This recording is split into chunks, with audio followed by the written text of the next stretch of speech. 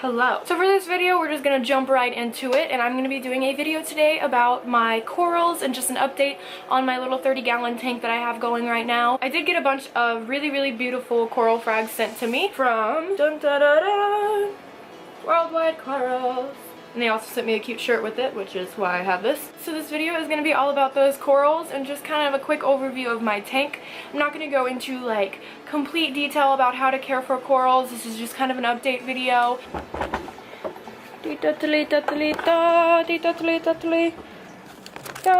Yay! This tank needs to be cleaned. So this is my 30-gallon nano reef tank. It is just very temporarily going to be a reef tank. Pretty soon here it's just going to be a nano predator tank for my lionfish and my jawfish that is in there. But for now, I'm waiting for my 105-gallon to be sent to me, which was going to happen in about 8 days. After I get that tank and get that tank cycled and everything, all of the reef part of this tank is going into that tank. Okay, so I have a bunch of coral frags, obviously. Just an update on some of them. So right here is my blasto. I kind of mentioned it very briefly in my other video, and as you can see, it's growing some heads right there. So that's super cute. But over here is all the ones I got from Worldwide Corals. Zazu, please get away from my corals. You're making my Gonopora very scared. I don't even want to be open right now because of you. Why are you on the frag rack? Do y'all understand why I'm moving these corals out soon? One of my favorite things they sent me has to be the bird's nests. They're looking so beautiful. There is the green bird's nest that they sent me, and right here is the purple polyp And right here is the purple polyp bird's nest, and it isn't as open right now as this one. So you can see there's a big difference in how open it is. They are actually doing very well. I didn't have the highest hope in the world for bird's nest in my tank just because this is such a low light tank, but they're actually doing very well, which is awesome. They're just really good quality frags from Worldwide Corals. Down here, oh, there's my new jawfish. There's my new jawfish, guys. He is a blue dot jawfish. He is beautiful. But right here, we have some pipe organs that I also got from Worldwide Corals. And right here I have a candy cane that I got from them. And then literally everything on this rack, not including the lionfish, this acan right here and my two Gonoporas, but everything else, this whole row right here, the favias, the echinata over here, everything, that row right there and right here came from Worldwide Corals, and they are just doing really well. And over here we have some super pretty zoas that also came from Worldwide Corals, and they're doing really well. All of the corals in this tank tend to do extremely well, even though it has literally, I'm using the stock lighting, guys. This is the stock lighting of a BioCube. My Duncan right here is actually growing some new heads. Just not sure if I can really get it on video. Oh, there, yep, you kind of can see it. I don't know if y'all can see very well, but there are some new heads growing under my Duncan. This is only one of my Duncans. My other Duncan is up here, and as you can see, this guy has plenty of heads. We have some polys back there, a Galaxia right there. But yeah, no, these guys are actually all doing really well. And I'm excited to get that new tank set up because I know they're only going to do even better in there. There's a frog spawn right here. Not even only because of the lighting am I excited to get them out of this tank, but this tank just has a notorious problem for algae. I'm using RODI water, all of my levels are great, but I still have that nasty algae that just wants to appear every once in a while, and I think my corals will be a lot happier without that nuisance sometimes growing around them. Basically this right now is just a little holding zone for all of my corals. They're all going to be moved here pretty soon into that new tank. So let's talk about keeping corals for a second and kind of how you get started with that. There is no real tank size requirement for corals as long as you have good flow and adequate lighting. You could do really small tanks of zoanthids and those smaller corals, or as big of a tank as you want. There is no general size requirement for corals. But if you are a beginner and you've never owned corals before, let alone saltwater fish, I really recommend at least starting with a 20-gallon tank, if not bigger, because the smaller the tank, the absolute harder it's going to be for you to keep those corals alive, especially, like I said, if you're a beginner. Think of it this way.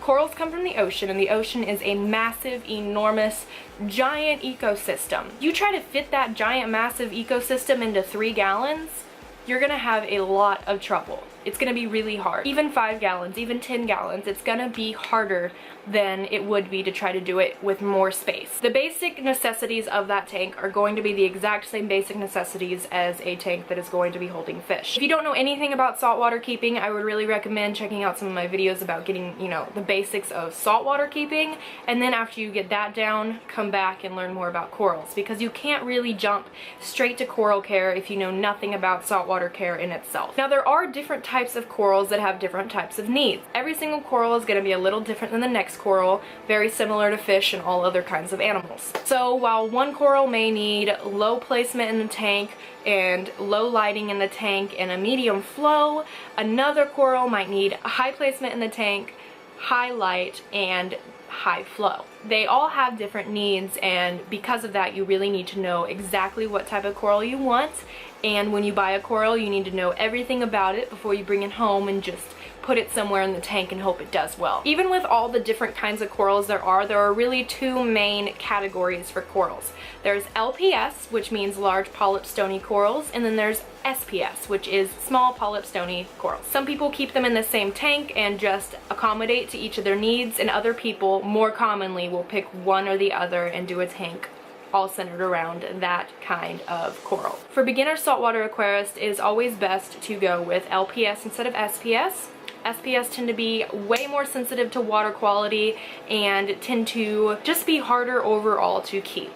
We'll just put it that way. Besides, regardless, my favorite type of coral to keep are LPS. In most cases, I do find them prettier and more interesting to watch. The only SPS that comes like right off the top of my head that I love are those bird's nest corals like I showed you in my tank. I really like those, they're really cool. When it comes to feeding your corals, yes, corals eat just like any other animal, but they can be fed in different ways. A lot of corals will get all the nutrients they need just from your water and from light. As long as you have the right amount of nutrients in your water, you are going to have healthy corals even if you never specifically spot feed them a day in your life. Now, even though lighting and water parameters are enough for some corals to get all the nutrients they need, you can always spot feed all of your corals, which is something I do to ensure they're really getting all of those nutrients they need. Some corals though absolutely need to be spot fed, or else it just seems that they do not survive in captivity very well. First one off the top of my head are gonoporas, which are also known as flower pots. They just don't do great in captivity. I've heard so many stories of these flower pots doing great from anywhere from a month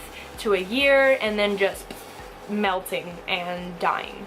One thing that seems to increase their lifespan by a extreme amount is by spot feeding them. This way they really get that nutrients they need, because for some reason it seems that they have a lot more trouble getting those nutrients in captivity. This was really just a very quick run through as to how I keep my corals in my tank. A lot of people don't have good success with corals in biocubes because the stock lighting that comes with the biocube really is not great for reefs. You can keep really simple corals under it typically with no troubles, such as zoanthids and polyps and exenias and all those kind, but the harder to care for corals just don't seem to do well in biocubes. Now, I'm only going to keep them in there short term, so I can't say, oh, they've been doing great for years in there, but for the 8 to 9 months that I have moved my corals into this tank, they have been doing really well. Because this tank is so small, I do have a bunch of supplements on hand to dose my tank with if need be. Basically what this means is my tank is so small that whenever I do water changes, I risk losing a lot of that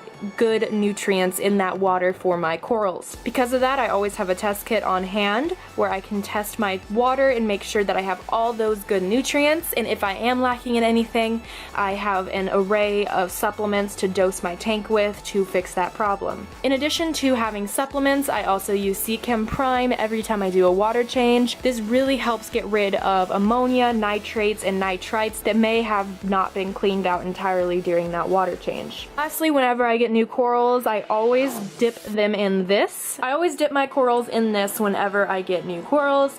This is Coral RX. I very much recommend getting this product or something like that for when you bring home new corals, because you don't know what was in that tank that you purchased the corals from. There could be worms, there could be bacteria, there could be parasites, there could be a lot of yucky stuff on that coral frag that you may not be able to see visibly. This is going to get rid of that.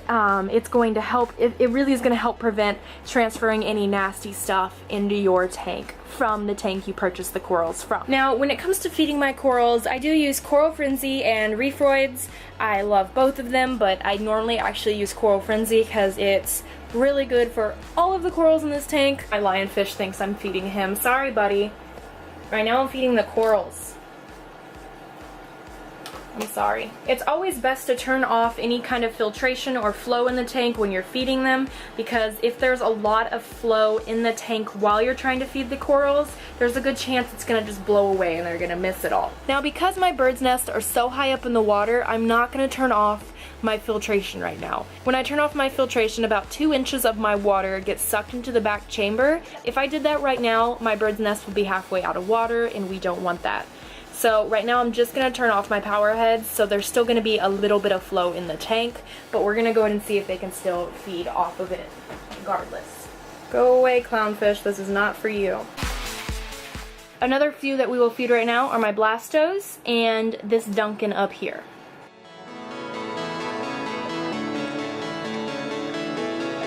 Okay, and I'm going to go ahead and feed my lionfish because he has been waiting so patiently to eat. No, clownfish, not for you. No, you missed it, buddy.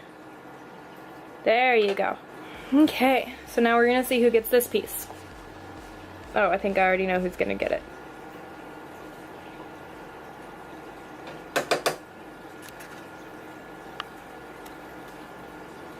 That's a mouthful.